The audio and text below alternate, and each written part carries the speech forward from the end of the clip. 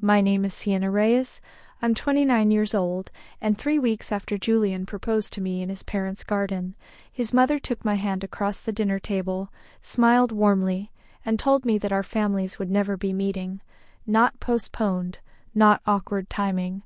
Never, she said, in the same pleasant tone she'd used to decline a second helping of potatoes, and I want you both to be at peace with that.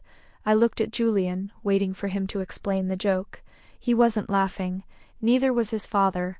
I spent the drive home trying to understand what kind of family bans the parents of their son's fiancée from ever meeting them, and it would take me 4 more months, one forgotten television commercial, and a retired journalist's filing cabinet to find out that the answer reached back almost 30 years into a scandal that had already quietly decided who I was allowed to marry before I was even born. Welcome back to Sweet Payback Stories, where old wounds have a way of resurfacing at exactly the moment two families are about to become one. If you've ever inherited a conflict you didn't start and weren't told the rules of, this one's for you. Subscribe and drop a comment before we start, because the reason my future mother-in-law banned my parents from ever meeting hers turned out to have almost nothing to do with either of them, and everything to do with a man who'd been dead for over a decade. I should say, before anything else, that my own parents' reaction to the ban was strange, in a way I didn't fully register until much later. Most parents, told they'd never be allowed to meet their child's future in-laws, would be offended, hurt, demanding answers.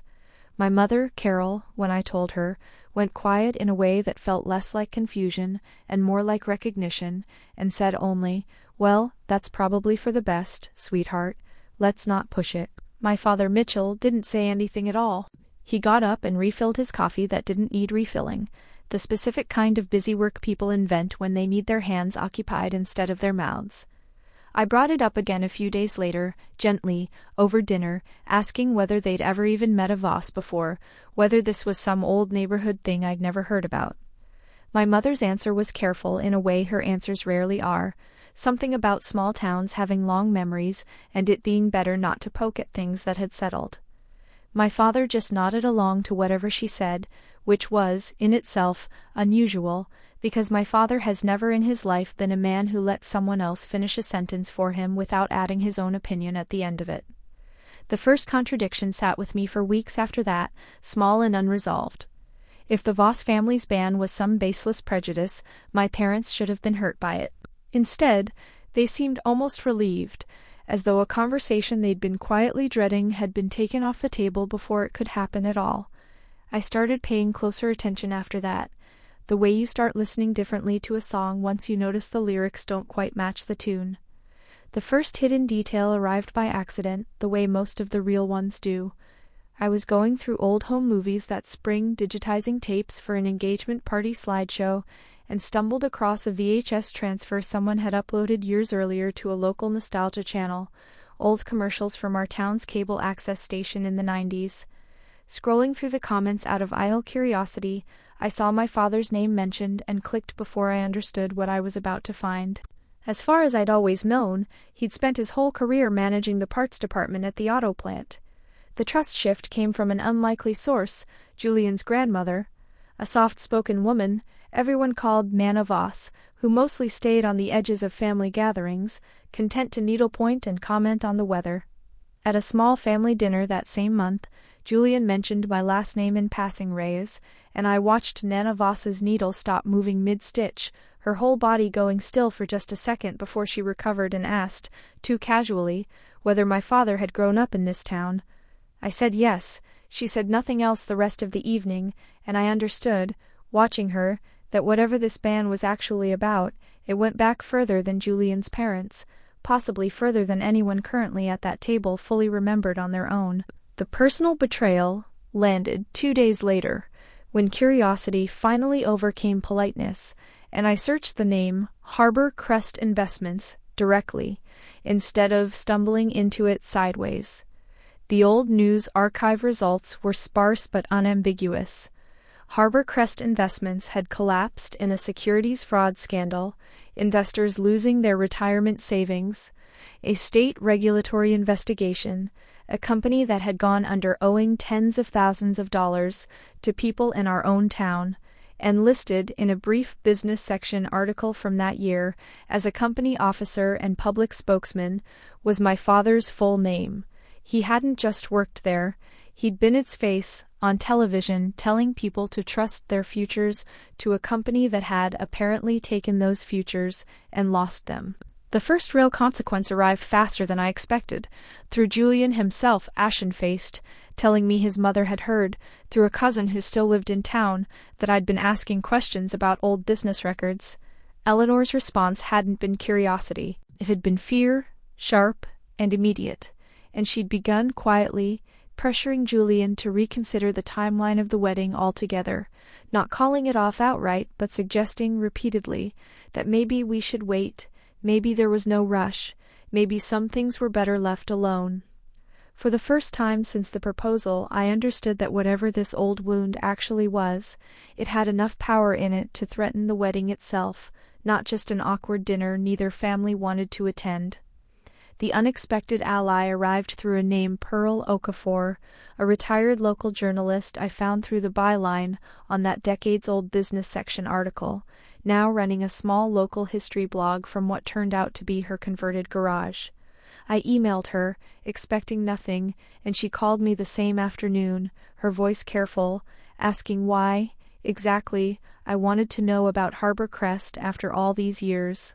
When I explained, she was quiet for a long moment before she said she still had her old reporting files in a filing cabinet she'd never had the heart to throw away, and that she'd always had a nagging feeling the official story of that collapse hadn't been the complete one.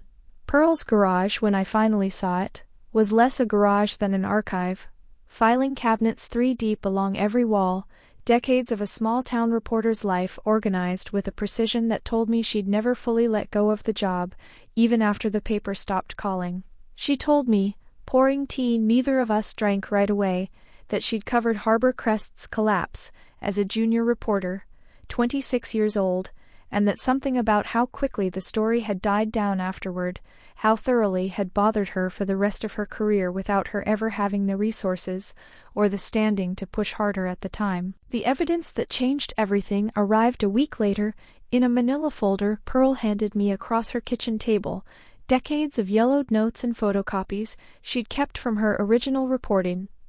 Buried near the back was an internal company memo, dated 2 months before Harbor Crest's collapse, my father's signature at the bottom, flagging what he called irregularities in the client fund allocations and requesting an emergency board review before any further investments were accepted. He hadn't been the architect of the fraud, he'd been trying to stop it in writing months before it became public.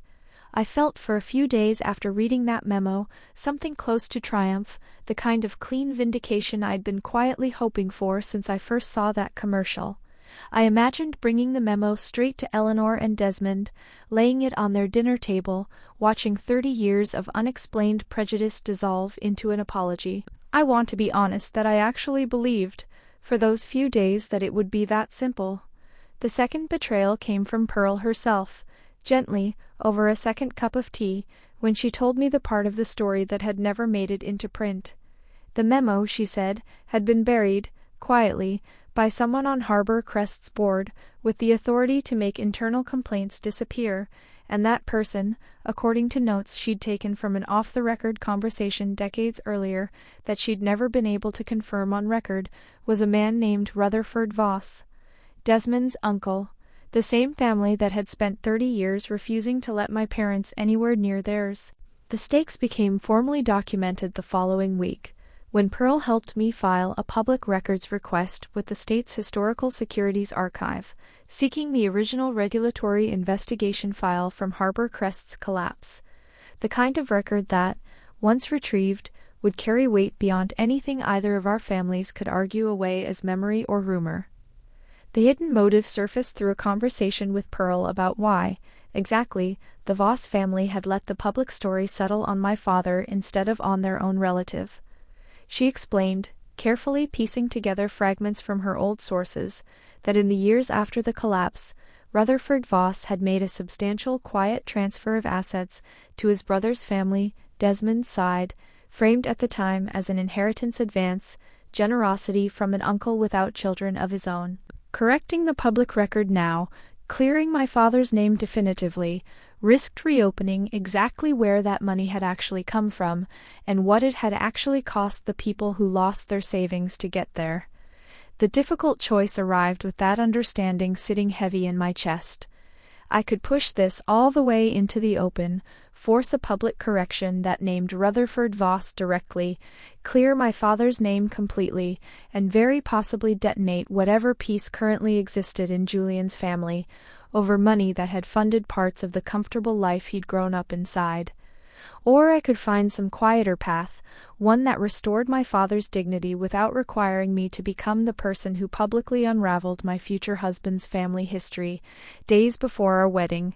The hidden history came from my own father, finally when I sat him down and told him everything I'd learned, expecting him to be relieved that someone had finally found the proof.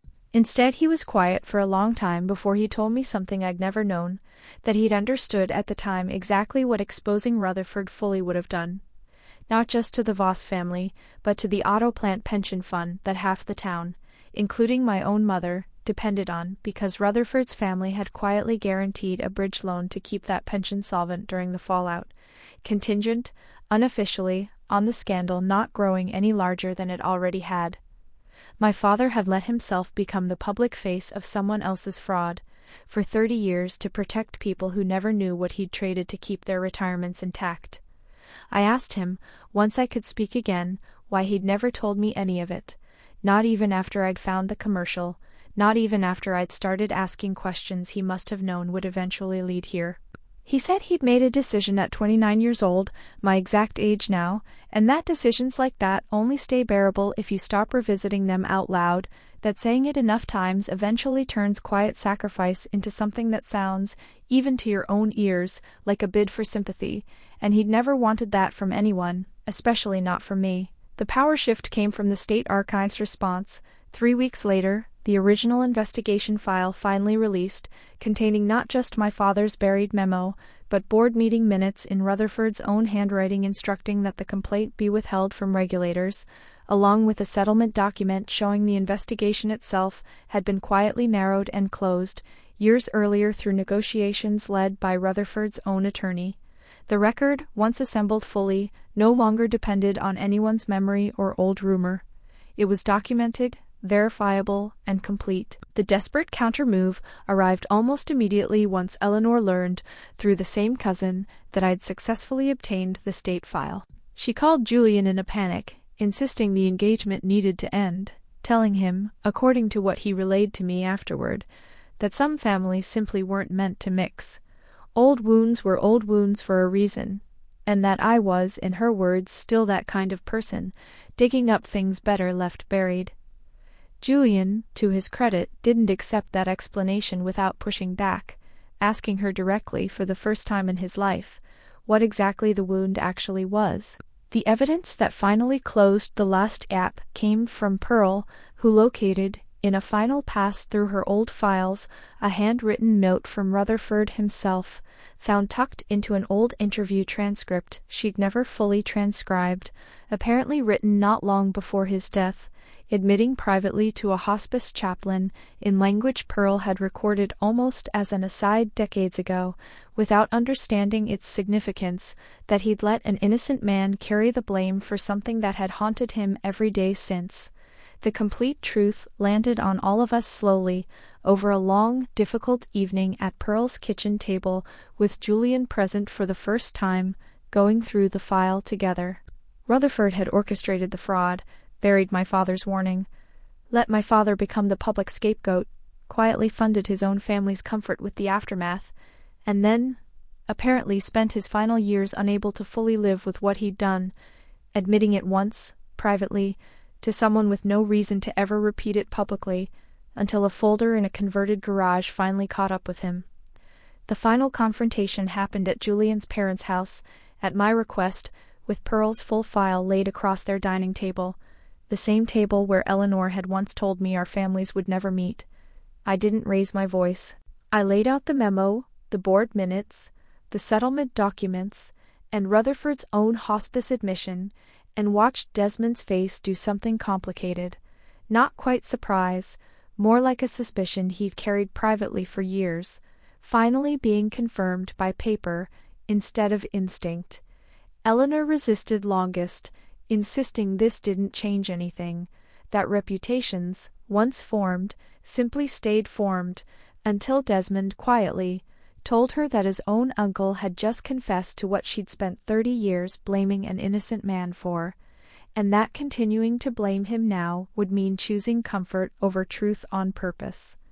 Julian stayed quiet through most of it, sitting beside me rather than beside his parents for the first time in a conversation like this, and near the end he asked his mother directly whether she'd have let this band stand for another 30 years if I'd never found that commercial by accident.